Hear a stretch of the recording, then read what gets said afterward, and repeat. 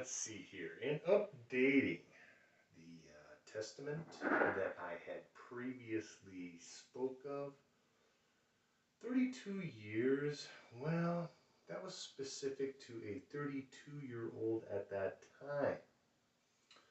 So, that being said, I'm looking at now an opportunity to create somewhat of an agreement that coincides with not necessarily the age of the individual, but the motivation of the individual, a merit type circumstance of goodwill being the initiative. So, that being said, in accomplishing a agreement via prenuptial,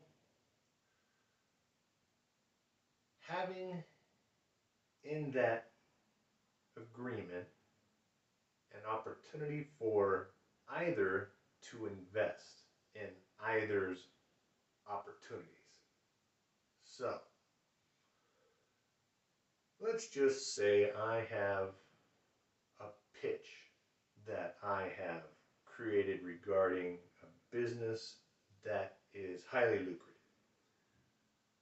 First rights to refusal would go to said individual in the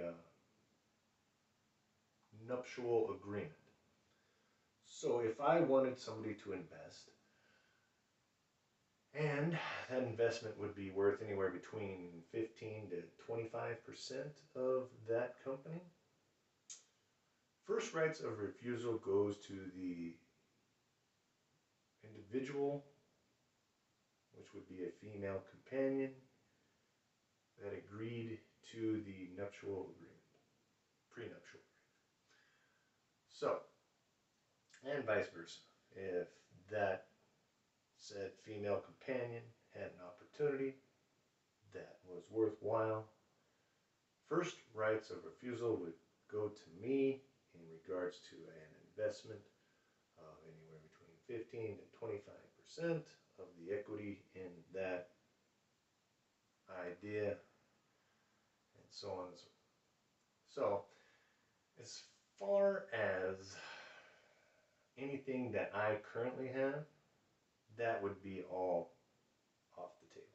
It would just be from the point of the marriage, and then at that point, the agreement of whoever had the idea came up with it, then at that point, go in that direction.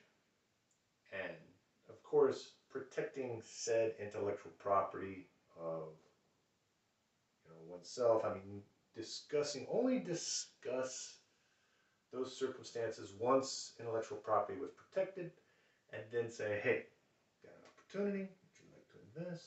It would be the business component of the relationship, which in my case would be important.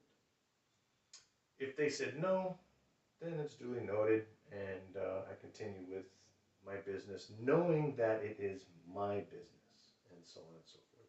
There might be a circumstance of signing off, saying no, they're not interested, and it has to be at the time. I think there might be a 3-day grace period for them to juxtapose if they want to get in or get out, but it would have to be a time constraint on that, because if they said no and then they come back 5 months later after the business is up and running and it's successful, can I invest at this time? Say, well, I'm sorry, but you had first rights to refusal, and we're beyond that, and so on and so forth.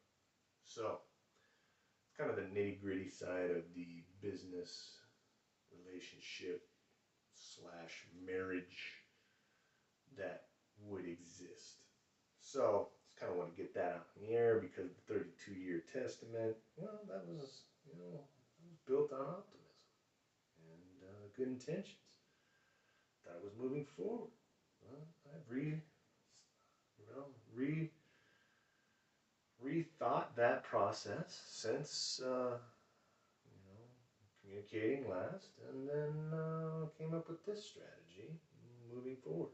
So, but as far as other circumstances and hedging my opportunities, that can't go in that direction either. Cannot hedge my business opportunities, my intellectual property. Can't hedge it. Can't be the conflicting circumstance saying, well, I want to be the conflicting, to your business strategy. I want to be, and that doesn't work either. So you have to agree to that as well as you're not going to hedge my business opportunities as well. And that's going to be an agreement. So it's not really that complicated. It's just we're into value creation, and in going against value creation, that would be value destruction. That would be hedging value creation. So, not good. So, that would be definitely another, circumstance, understanding of, okay, if you want to possibly create another company that does value creation and then collaborate, that could be possibly an opportunity. As long as it's value creation and both companies are creating value. That I can agree with, but we'd have to look at the circumstances of, is there cannibalization of what your value is comparative to mine? Is it cannibalizing my customers and so on and so forth? Or is it you need my component to be part of your scenario, and then at that point we both grow, and then that would be value creation for both companies. So, anyway, this has been an explanation of how the 32-year testament has evolved into an agreement, a prenuptial agreement, and going from there.